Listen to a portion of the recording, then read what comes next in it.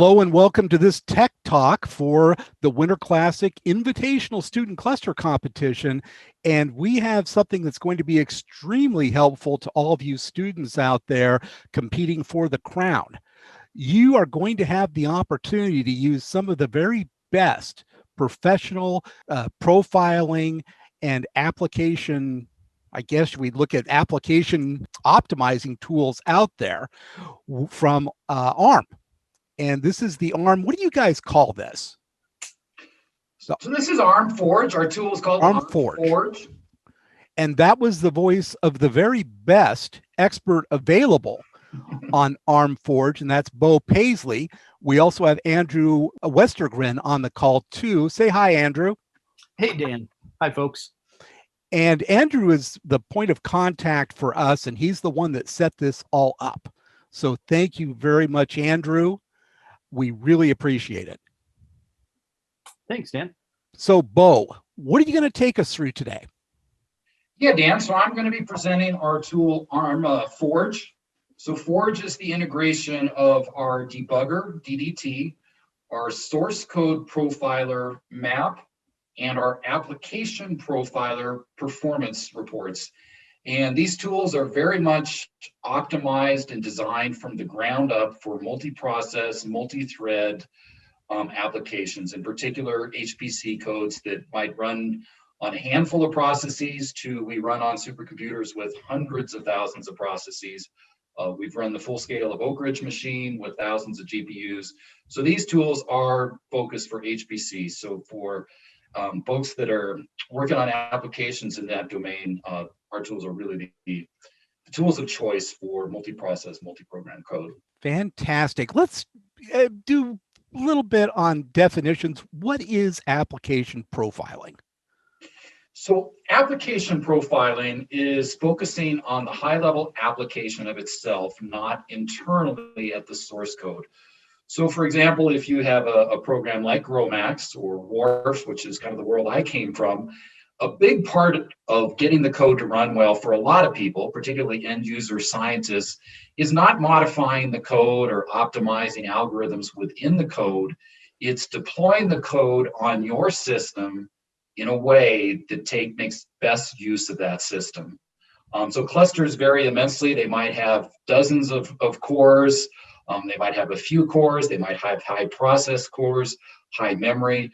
So depending on the form of your cluster, the nature of the network, the nature of the processors, most codes that have already been optimized, so for example, WARF and GROMACS are very mature and the developers of those have optimized the algorithms intensively.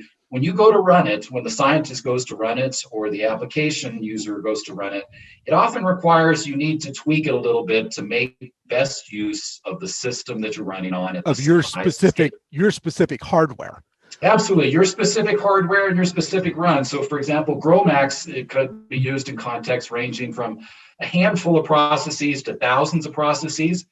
So even on a given system, how you deploy the program and how you set up the deployment can vary depending on how you're running it and of course on different systems. So for a lot of performance optimization, it doesn't involve getting into the source code. It really is focused at the application level of how do I set up, the number of processes per node, the number of threads, the amount of memory limitation per process, those kind of considerations.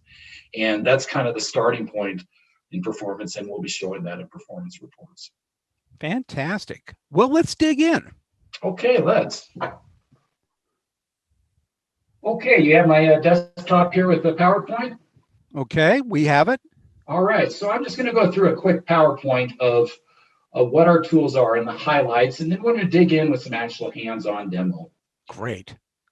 So Arm Forge, this is our integrated toolkit. It includes DDT, as I mentioned, our debugger, and I like to mention that we are part of Arm, and obviously Arm makes processors, but our tools are supported across all major platforms. x86, AMD's x86, of course Arm, IBM Power, and NVIDIA GPUs. Very focused on HPC-oriented applications. And one thing we've really worked on, especially in profiling, is ease of use.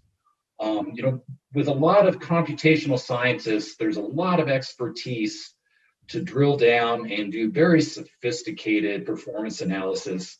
And there's people that spend their entire computer science training on doing that type of work. But a high percentage of folks out there, end user scientists, like the scientist coming to NCAR, who's a climate meteorologist, they want to focus on the science of it and just get the performance that they need. And so we've really made it a focus to make it easy to use for a broad range of people. So DDT, once again, this is our debugger, and I just like to highlight a few of the unique capabilities and what I view as some of our greatest strengths, especially in relation to HPC. Printfs is what we call trace points, the ability to output values from the debugger. Halting execution, watch points, so you can halt execution dependent upon the value of a variable. Extremely powerful debugging capability, especially with large codes. HPC codes, they can be enormous. I mean, some of the largest codes in the world are these like climate, weather, biology codes. They're literally millions of lines, and debugging these can be a real challenge. Static analysis, giving you some feedback on potential problems before you even have to run the code. Memory debugging, detecting things like reading and writing outside of arrays, those type of issues. So moving on to performance, and I like to give this chart of our performance roadmap, I call it, and especially for folks in your competition, I really encourage you to keep this roadmap in mind, in that when you're approaching performance, it's important to be systematic, focus on the biggest opportunities and potentially biggest problems first. For example, a mistake in I/O, if you set up your I/O incorrectly, it could cause orders of magnitude performance problems in your application. So really important to highlight this. And I like to view it as just moving along the steps of the roadmap. So of course, first step before you optimize, make sure the code is correct. It's passed your regression tests. And with codes like GROMACS, it comes with a very rich set of that. And make sure it passes the test before you make sure it runs. Yeah, run correctly. Yes. I'm always telling our clients, I can make your code as fast as you want if it doesn't have to be correct. Accuracy is an option. If you it's want an all option, out speed, but if it's not optional, well, let's just do it right then. That's right. Make sure it's correct. So that's DDT. Then kind of analyze before you optimize. And this is where performance reports comes in. And we'll go through some samples of that, of a high level view, a snapshot of performance of just, does this code have an MPI problem, an IO problem, or a CPU problem? And then moving along, focusing on issues of like a workload. So is it balancing the work across the processes? And once again, this is where orders of magnitude mistakes can be made. I'm amazed in working even with professional clients of how many people will say, oh man, help me with the vectorization. I want to work on the vectorization because I think I can get better throughput. And sometimes they can, but at that level, you might get a factor of 2 at best in execution speed. Whereas if you have a mistake in your IO or MPI patterns, you can have orders of magnitude. I've seen codes with literally a factor of 100 or 1,000 of performance. Oh, wow. Yeah, if they're not spreading the code out along the entire machine efficiently. Then, and it's an easy mistake to make. I've made it plenty of times myself of where you think you're distributing work and you're running 1,000 processes and it turns out one process is bottlenecked doing all the work. And it's an easy mistake to make. And that's the reason to use these kind of tools. So check workload. Next step on the performance roadmap is looking at how you're using memory, both in terms of allocation and efficiency. So a common mistake in deploying a code like GROMACS or WRF is you say, boy, I've got this big machine. It's got 100 or 1,000 processors. I'm going to use all 1,000 processors. Well, if you're only using a few percent of the memory per node, you're probably spending a lot of time communicating where you could just put more work on fewer nodes. So very important to look at how you're using the memory you have available to you. And is it using all of the memory that's available to it? Exactly. And it's not a simple problem that you, in general, you want to use a high percentage of the memory that's available on the node, but obviously you don't want to exhaust the memory. No. So it's a fine line, and it's easy to say, well, I've got 1,000 processes. 1,000 processors, 1,000 nodes. I'm going to use them all, but if you're not using memory efficiently, your entire runtime is going to be slow, and you've also used up a lot of resources that could have been used for something else. Mm. And then move into the actual processor. So once again, I want to iterate here. We've gone through 6 steps before we even think about the processor. Yeah. And kind of wrung out all this higher level performance. And then once we're down to it, yes, there is performance to be gained of making sure that you're using the cores, the type of cores you have, and especially as we have more machines out there, ARM works different than Power, works different than x86. Make sure you're using your system the best you can. And getting vectorization, all these processors, for example, ARM is very sophisticated vectorization capabilities in the chip, and you can get a factor of 4 or maybe even 8 in your computation. So I kind of like downplay it here, but once you get to this point, there's more performance to be had, and our tools can help you find that. So that's a roadmap, and I kind of want to go into that to detail because for your group, that's particularly important. Is keep these steps in mind. You know, keep this picture in front of you, and when you tackle the problem you're given, be systematic, follow these steps.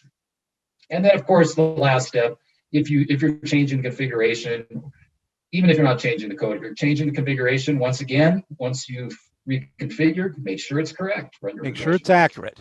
Absolutely. It's easy to make it fast if it's not accurate.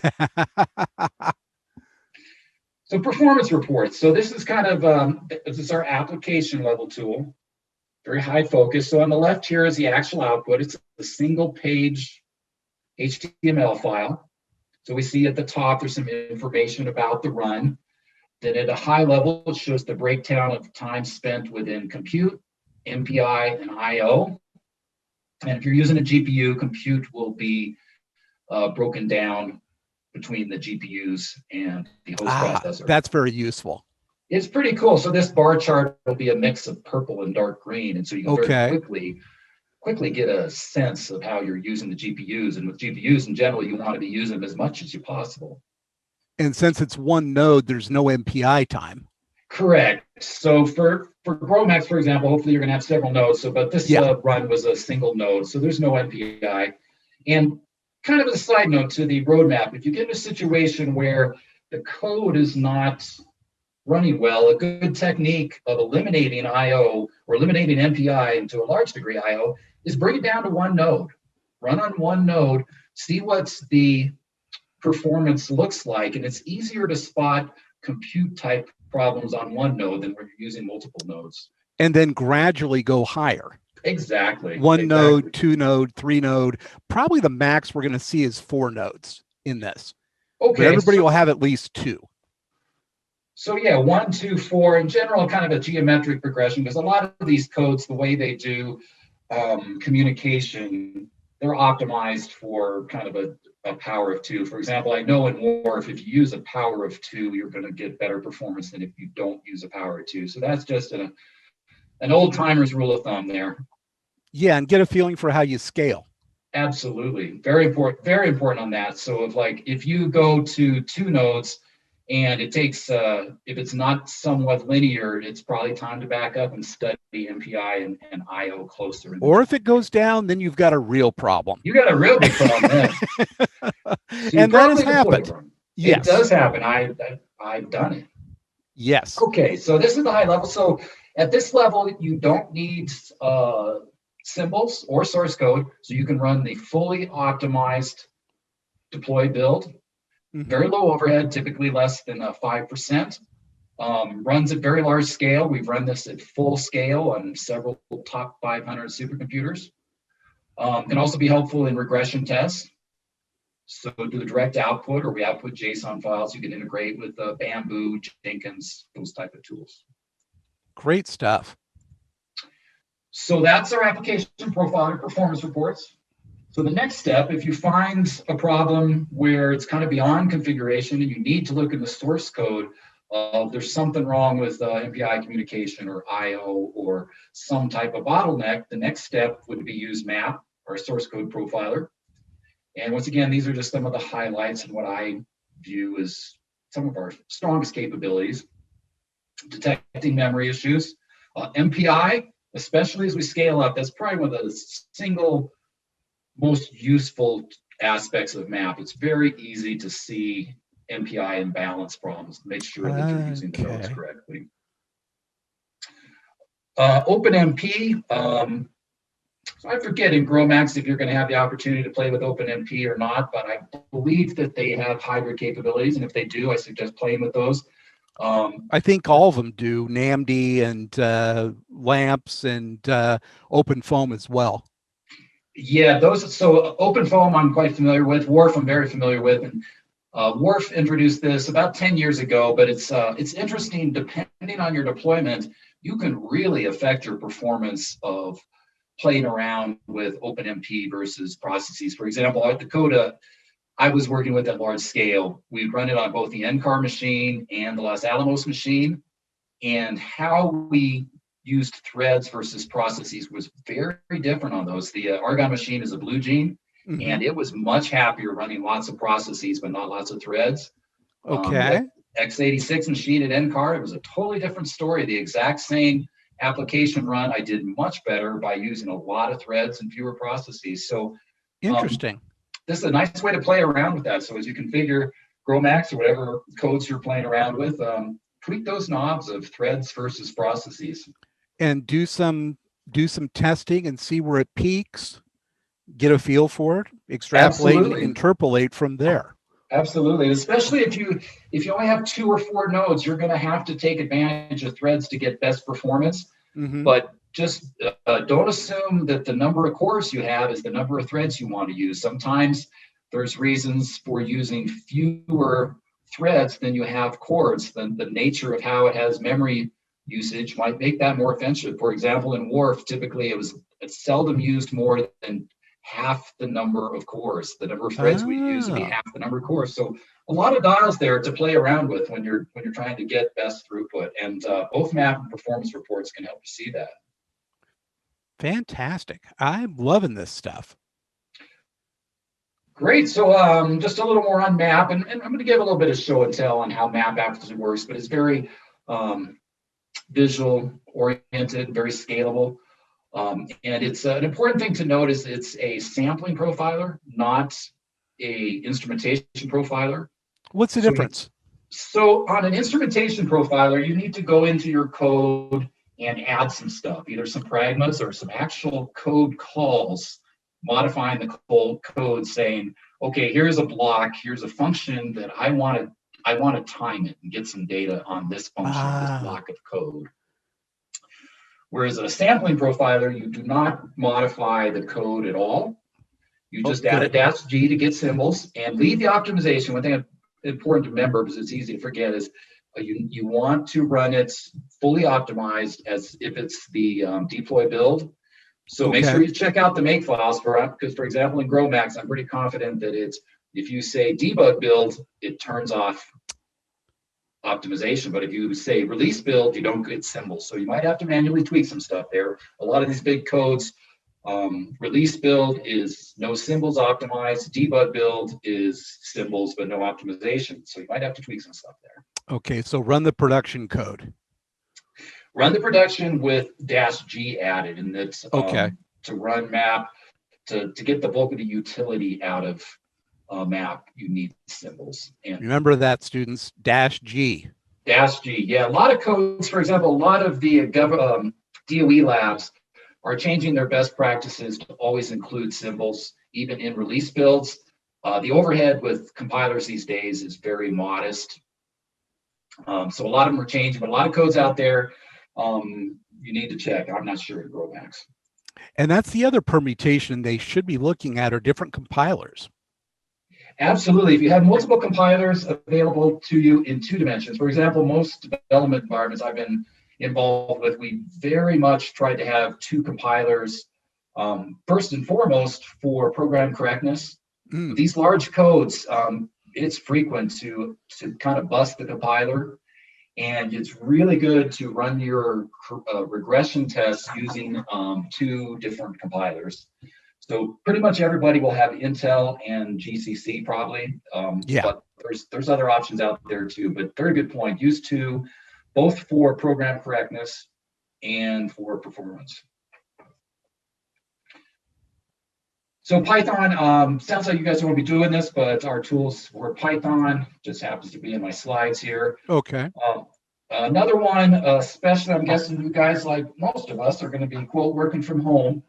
Oh, yeah. And our tools, the preferred way to run our tools is to install them as a client on the desktop.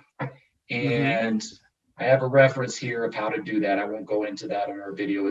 It's not complicated, but it takes a few steps. But if you're working at home where your network might not be so good or as fast as sitting at work, definitely go through these steps of installing the clients. Okay, and I think the coaches are going to get the actual account. And so I think that the students will be working off of that account. Not Okay, positive. I'm not sure we need to go into that in this, but I just wanted to bring it up. Okay, that's a good thing for when students get going with our tools to be cognizant of, in that if one user brings up multiple instances, so if everybody's using the coach's account, there may be subtleties of multiple people using the tools at once. Our tools aren't really designed for that. They're really designed for only one person per account. Okay. So just a little hotspot. If that comes up as a problem, let us know. We'll get you through it. But that's not a typical use case for us. Okay. Offline debugging. I kind of like to mention this in that this is really, I think, one of our most important HPC-oriented capabilities, especially in working from home. Essentially, what this allows you to do is you can run the debugger without the user interface. So you just submit your job as usual. It runs generating .out.air files, and then it also generates this log file. Okay. So the scale you guys are going to be running, probably not something you need, but in terms of HPC debugging, this is really powerful, really cool stuff. We've had a lot of success stories of finding very challenging problems using this that we hadn't otherwise. Great stuff. Great stuff and some great wisdom through here. Well, thanks. I appreciate that, Dan. You're going to put that into my annual review tape, right? Yes, I am. Well, yes, we'll have that in there too. Okay, so let me bring up, and I'm going to actually walk through some things now. So you get my Linux VM desktop here? Yes. Okay, so I won't go into a lot of depth on DDT or debugger, but I wanted to walk through a little bit, just some of the high-level capabilities. Okay. So I'm going to run a program here that's C code with 4 MPI processes. I am not using Openmp, but our tools support that. And I am just running directly in my VM here.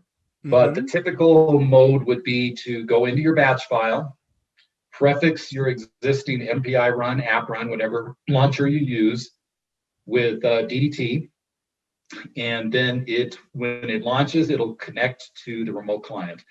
And we'll forward some material to you this afterwards. We actually have a follow-up that Andrew and I use that takes you through the working from home stuff and helps with the client. Oh, great. But I don't have a real supercomputer here at home, so I'm going to use my VM. Okay, it's waiting for your program. Takes sometimes going to take a little bit to get it started. Sure. Now, I do have a personal supercomputer here at home, and maybe I should have volunteered it for you. Maybe. All right, so let me go through the user interface a little bit. At the top, we have operations for running processes, halting processes, stepping into blocks. Disassembly, a fairly new feature in our debugger, is disassembly, and that works for x86, ARM, and Power. So for HPC program, not the type of thing you hopefully need very often, but when you do, it's very powerful. And especially one case we have now is we have a lot of field engineers who are in the process of taking codes like GROMACS and WARF and LAMPS and getting them going on ARM architecture and getting the best performance out of them. And sometimes tweaking for the very best performance. And these are like computational scientists that are looking at instruction sets and being able to disassemble within the debugger. And see I can see where that would be critical for them to be able to do. Yeah, like on ARM, I've seen a lot of cases where our compilers, like all compilers, are always evolving, and sometimes they don't do all of the vectorization and optimization that's possible. And Mm-hmm. let's see that. You've got to go in and go manual on it. Got to go manual. So on the left-hand side, kind of a navigator, something like you might see at Visual Studio. Then the source code view. And one thing we do is, before we even run in earnest, we do some static analysis of potential problems. So these little roadside signs, good place to hover over those and detect potential issues before you even run. So things interesting. Yeah, it's like fairly simple mistakes of, using a variable before it's been assigned a value, or failing to free memory. Those type of things we can see catch static. Well, and the fact that it's never used. Yeah, so there's usually probably an algorithm error. If you've gone to the problem of setting up and defining a variable, there's probably a mistake if you didn't use it. Then the bottom, tabs for output, breakpoints, watch points, and we'll go through that a little bit. And then on the right-hand side, view of variables. So let me step along a little bit and make that a little more interesting. So you can see as I'm stepping here, this blue line is advancing. So that shows the location of processes. So for example, if I hover over that right now, it'll show that all 4 of my processes are on line 105. Okay. Not real exciting, but as you're running at larger scale or more complex codes, the processes will tend to diverge. Even if it's a SPMD code, each process is kind of at its own pace. And when you hit pause, it's useful to see where each process is located. Okay. Now to the right, we can hover over variables, get some information about their type. We can see if they've been instantiated. And then a really cool thing is, to the right of a variable, we see a little chart, sparkline chart. So it shows the shape of the variable across all the processes. So for example, rank numbers usually range from 0 to n-1. And we can see that very quickly here in this monotonically increasing plot. We can bring up a dialog and see the actual details of that. So a very useful way to see that the variable kind of has the shape that you would expect across the processes. This is deep stuff. Yeah, this is, like I said, from the ground up, we've really kind of focused on a multi-process, multi-thread capability. So let's have a look at breakpoints. So once again, more of highlighting how this is really multi-process, multi-thread focused. We can set a breakpoint at a line location or a function entry point. And the processes will halt at that point. And we can set this for a specific process or a process group. So if we know that the problem is limited to a subset or something like that, or if we want to focus the domain, so for example, in WRF, you might only be interested in the ocean component of the model. You can focus on that. So at the breakpoint, the program stops and it's like checkpointing. You can see where everything is at that time and make sure it's what it should be. Exactly. So let's run here. I'm going to set a breakpoint.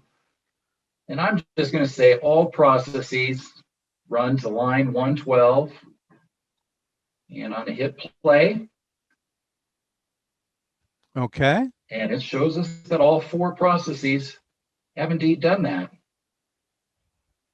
That is impressive.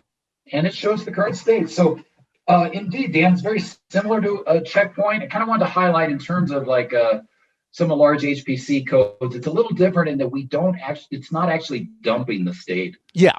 So in like WRF and I believe GROMACS, a checkpoint literally saves the entire state of the program to disk. It's in case you have a failure in there, and you can come back and pick it up from that checkpoint.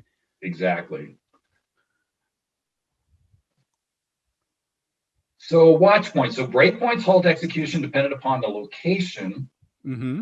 Watch points halt execution dependent upon the value of an expression. So for cases, say you get to a certain point in the code and it's not the state that you expect, but you don't really have an idea what things went wrong. Use a watch point. Okay. And you can enter any expression. I'm just going to enter this variable being watched. And I want to say whenever it is read or written, to halt execution.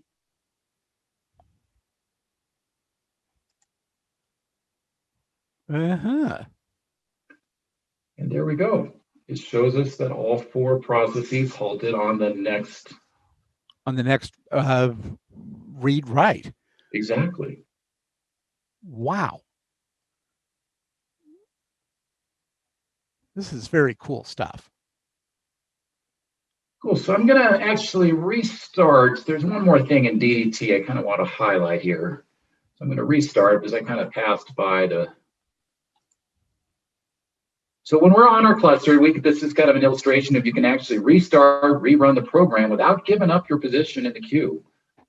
Okay. So you don't have to go through the batch system. So for cases where it takes a while to get your turn, this can be very useful for having multiple iterations of your debugging session. The thing is, I mean, I'm not your marketing department, and I'm not. I'm not trying to plug you, but the thing is, there are a lot of free tools out there, but they're subsets of this in terms of functionality. Very small subsets in some cases, and you've brought it all together here. Well, thanks, Dan. I think that's where we add value. That's a huge value. Indeed, our tools are not free, but for example, we use GDB underneath, and we integrate a version of GDB. And if you're working on a single process, single thread code, GDB is really powerful, and especially once you nail down all the commands. GDB is free on every single system out there.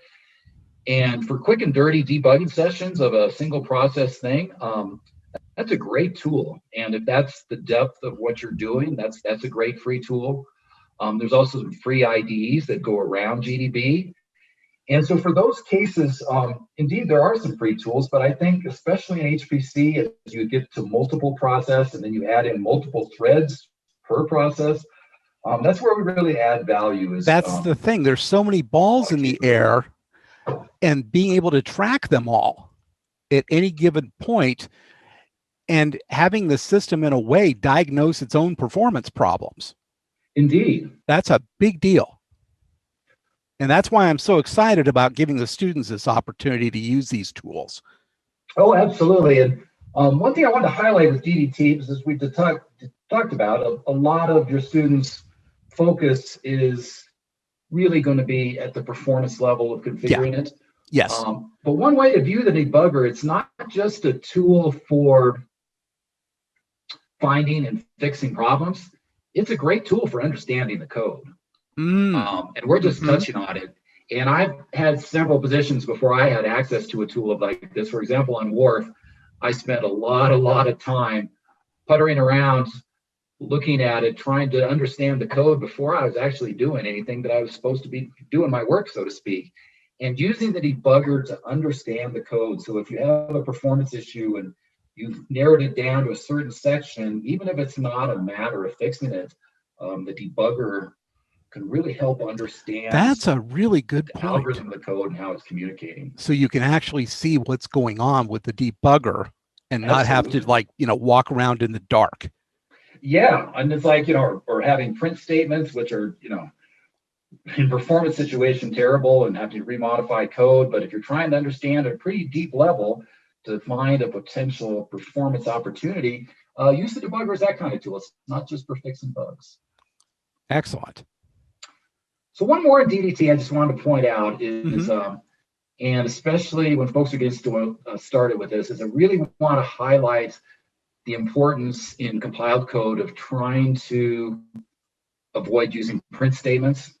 So print statements have a lot of issues. Of one, you have to recompile the code, rerun it, redispatch it, but also it changes the determinism of the code, and it is a frequent occurrence of when you put in a print statement, you might cause the problem to migrate to a different location, especially if it's memory related. Okay.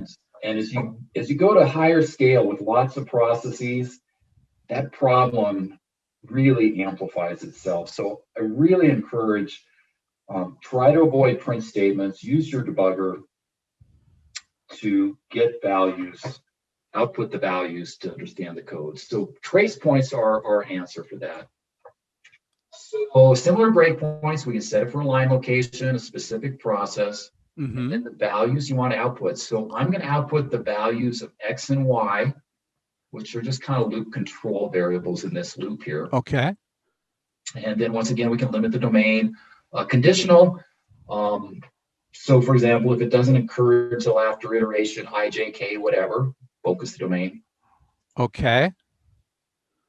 So let's just run past that block. Run all processes to line 133 there, the next statement after that block that's populating the tables array. And at the top there, we can see the processes are running, and as they stop, they go back to gray. Okay, and then we go to the trace point output tab. And we can see we get the output similar to a print statement, but much more consolidated, using the spark lines like we do in the locals tab, and showing the domain. So we're able to output a lot of value without using print statements. So once again, really want to iterate the importance of avoid print statements, at least in compiled code. Very cool. One more on this, and then we'll move on. So you did mention GPUs, and for both studying the code and detecting problems on GPUs, another way to look at data is use this tool, View Array. And that'll bring it up. We can have a look at a spreadsheet, or we can bring it up as a picture. So really nice way to look at large data sets, but particularly useful on GPUs where you need to stage your data on the host, move it to the GPU, do some computation, move it back to the host. A lot of steps there where things can go wrong, and this is a great tool to see that each one of those steps is happening as you expect. I love that view. That was nice. Yeah, that's cool. It's a great way of, like, this is obviously a rather small data set, but we can bring up an enormous slice of data and very quickly see that it has the kind of the a priori shape that we expect, or there are outliers or some problem. Is that the sort of shape you would expect from most programs if they're running correctly? Well, is there some significance to the pyramid shape? No, this is just a toy code where I've set up this function that defines that shape. There's nothing. I was looking for something magic here. No, I just know I know from the algorithm that I set up to do this that it should be this kind of convex slope of stuff here. Okay. And when that's a great tool. Yes, it's really useful. Like I said, I'd really like to highlight it for GPU users, in that it's a place that it's easy to make those kind of mistakes. So yeah, your point was GPUs on this, and I think I stepped on it. What was the GPU centric point to this? So that tool works on both. So most everything we've looked at works on GPUs as it does on the host, including the array viewer. So I'm looking at host data. I don't have a GPU here. I like to mention GPUs in that case, in that when you're programming on GPUs, there's a lot of added complexity of the typical workflow is you stage some data on the host memory. You copy that host memory to GPU memory. Then you run some GPU kernels that do some calculations. And then you have to copy the GPU memory back to the host memory. Well, in that workflow, there's a lot that can go wrong. Whereas if you're on the host, there's only two steps. You stage your data and then you calculate it, and that's it. You have your result. Yeah. Whereas when you're working on the GPU, there's a lot of steps where things can go wrong, and the logic of moving data on and off the GPUs is somewhat complicated compared to on a host where you're just copying memory. It's an assignment statement. It's rather easy. And so I like to mention that, and maybe I'm like showing my cards. I've made that mistake many a times, is you don't do the staging right. And so I like to highlight that for GPU programmers, and that's very useful. That's a very good highlight, because I've had a lot of teams that I've looked at and interviewed over the years saying, well, we had to run this on CPU only because we could not get our GPUs to work. Yeah, and they're complicated devices. It's a complicated thing to program, and in a lot of ways of transferring memory, how you set up threads and blocks. So, any tools you can use to reduce that complexity of taking advantage of those devices is great. Great stuff. So let's talk about map a little bit, source code. Okay. Profiling.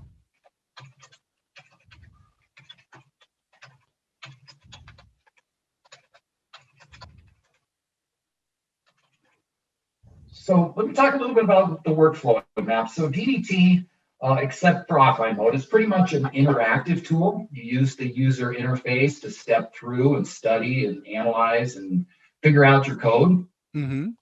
Map, the workflow in map is a little different in that you typically run your program in batch as you normally would. You prefix the run with map -- profile. Then MPI run whatever was there in your batch script, and it generates a single file. So when it's all done running, you then come back and use the user interface to analyze the data. So one thing I kind of want to just highlight on the running of it, especially with a code like GrowMax, is during the run, map has very little overhead, typically about 5% overhead or less that it will impose on your program. But when your program is done running, it has to aggregate all that data together, and that can take a little bit of time. Now, if you're only using 2 or 4 nodes, it's probably not going to be a lot of time. Mm-hmm. But I like to make a point of it in that if your code takes 59 minutes to run, you're going to need more than 60 minutes to run it with map. So just as a rule of thumb, give yourself 5-10% extra. That's fair enough. That. Or at least be wary that you need a little more time. I see a lot of folks that say, boy, my code can run in 59 minutes. Why is it crashing with map? And it's like, well, map needs a little bit of time on the end. Yeah. Okay, so I've got some samples that I've run before. Now I'm just going to bring up the user interface to have a look at it.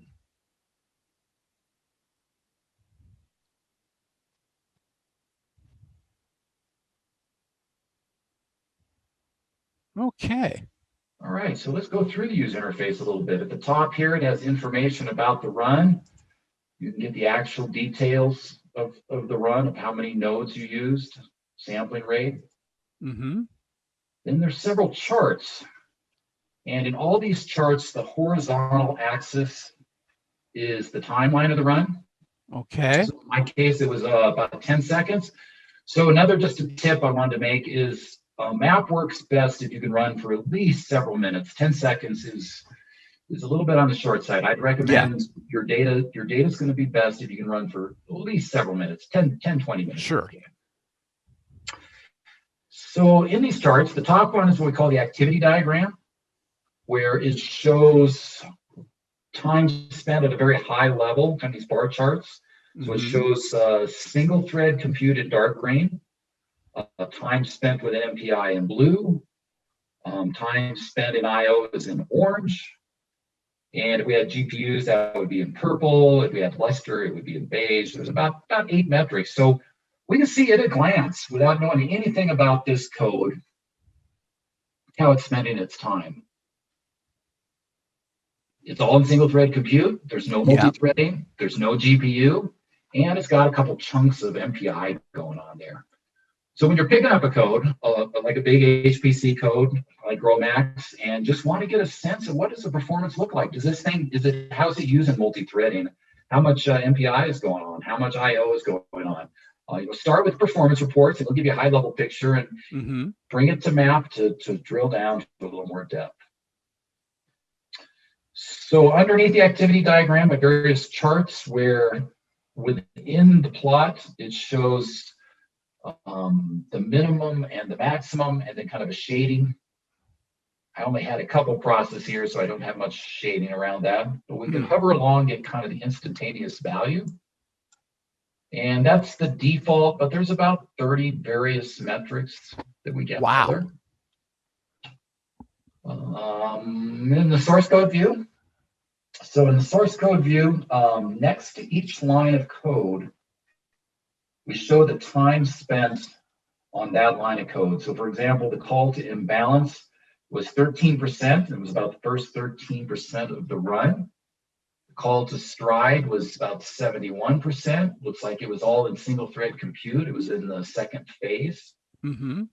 And this is particularly important as I get to illustrating the workflow of finding performance issues, is understanding these little charts in the source code view.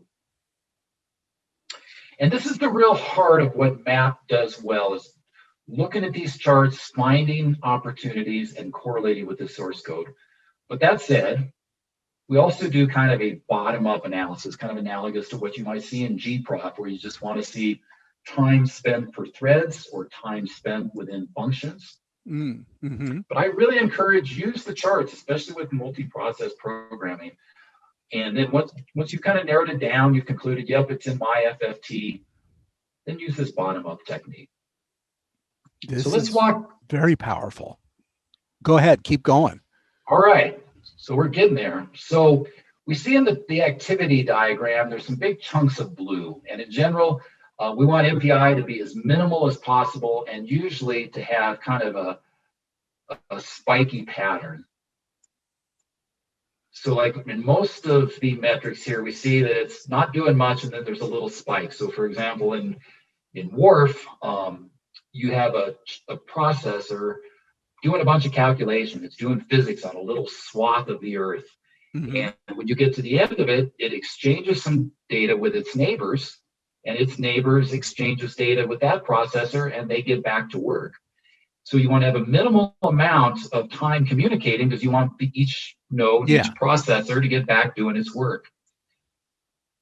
But we have in this case, there's some time at the top here in MPI duration. And once again, we can hover over that, get the instantaneous value, and we see that it ranges from 0 seconds on rank 1 to over 100 milliseconds on rank 0. And 100 milliseconds in the HPC world is eternity. That's a long, long time.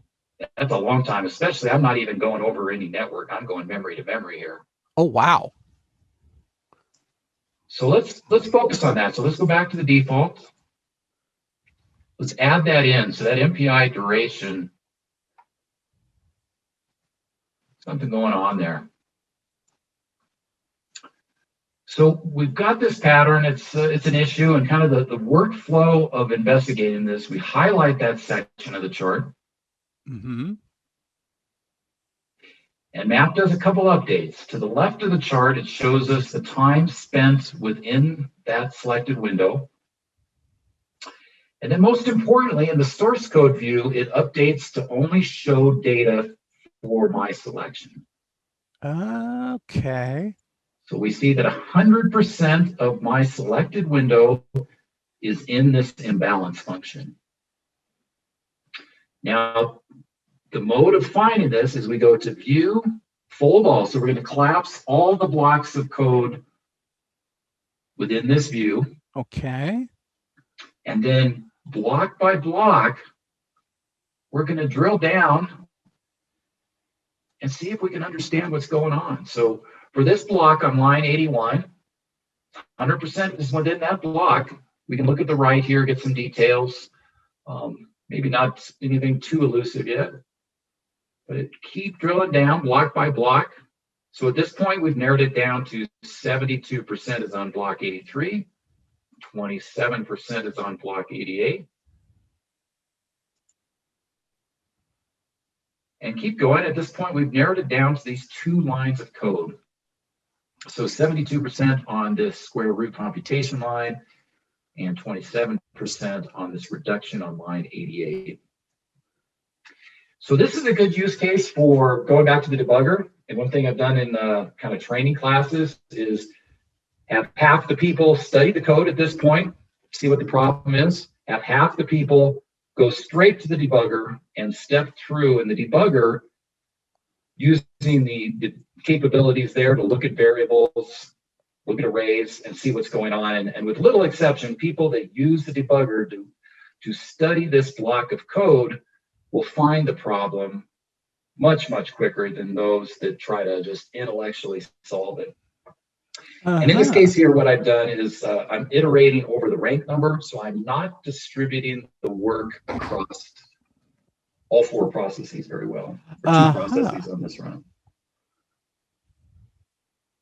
So the workflow, so this is an MPI problem, which, as I mentioned in the performance roadmap, is one of the first things you want to focus on. So even if you see some CPU stuff, focus on potential IO issues, focus on MPI potential issues. And as you bring those out and optimize those, then move down the performance roadmap to CPU related issues. Wow. And the workflow is always the same. It's highlight a section of the chart, collapse the blocks of code, and then block by block drill down. And my code is kind of a toy here, but it's even for large HPC codes, this workflow is very similar. Typically, we're talking 4 or 5 levels of nesting. Now, in a real HPC code, the inner nesting is probably going to be a dozen or a couple dozen statements of computation, but in terms of the workflow, it'll be a very similar approach. And so how would you fix this? I mean, not knowing how to code, you need to do something to spread this load along to all the nodes and all the processors. Yeah, so my code is like pretty fake, and then I've explicitly done this to distribute it across, iterating across process numbers. So what I would want to do is totally get rid of this block and refactor it and say, what I want to do is I want to calculate this computation here that must be important for some reason, is I want to come up with a looping mechanism that divides that up across n processes, where n is the number of ranks that I run with, no matter what that is. This run, it was only 2. Sometimes I do this at 4. On my VM here, I can't go much bigger than 8. But you would want to start over, look at the computation you're doing. For some reason, that's important. And this figure out a way to loop over this where each process gets a comparable number of those computations. And this was relatively easy to get to. Yeah, I've done this in classes, and this is a simple code. So even without the debugger, lots of people can get this in a few minutes or maybe 5 minutes. Most everybody gets it. People that go through in the debugger can often get this in a minute or 2. If you look at it, and the way you use the debugger is look at what each variable is. What is each variable as you step through this code? And most students will have an aha moment when they look at PE here and see that it's the rank number and realize this algorithm is not distributing the work. And then, as you point out, this is artificially made bad, so to speak. But the way to do it properly would be like, there's this computation. Totally get rid of this code here. This is the heart of it. This is the work. That's the thing we're doing in this whole loop here. Is take that and then figure out a way to partition that across n processes where each one gets a comparable amount of that work. Fantastic. I am loving this. Great. So that was the bulk of what I had said. We've talked about performance reports. Like I said, start with performance reports. Keep the performance roadmap in mind. If you want, if you need to drill down deeper or understand internal in the code, use map. Make sure you have both -G and -O, whatever the code releases with, and drill down for these type of issues. Now, you guys also have some other tutorials online as well that I'm going to give students a link to, but this is going to serve as a great introduction to it. Great. Yeah, Andrew has a kind of a follow-up document that I like to use. It has a couple pieces of importance. Number one, in the working from home world, is getting set up with the client, using the client to connect. And it walks through that. It's pretty straightforward. It just takes a little bit. And then some resources of some webinar material, and also just some short videos, like 3 or 4 minutes of memory debugging. How do we do memory debugging? Or I focused on MPI today. We have some on focusing on IO problems. The workflow is exactly the same, but obviously with IO, the solutions are going to be a little different.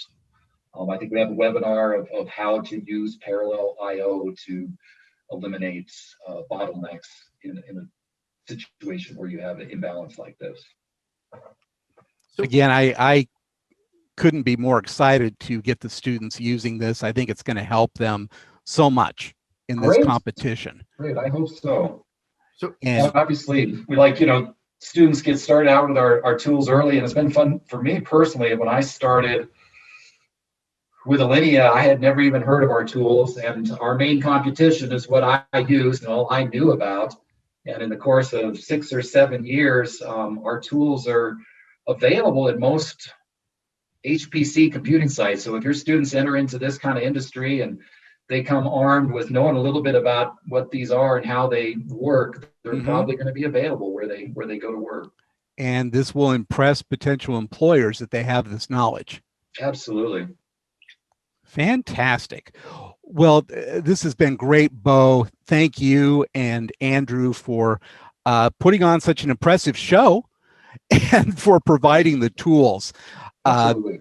I will edit this up and we will get it out to the students as fast as possible. And just want to thank you again. All right. Well, thank you, Dan. All right. Thank you, Dan.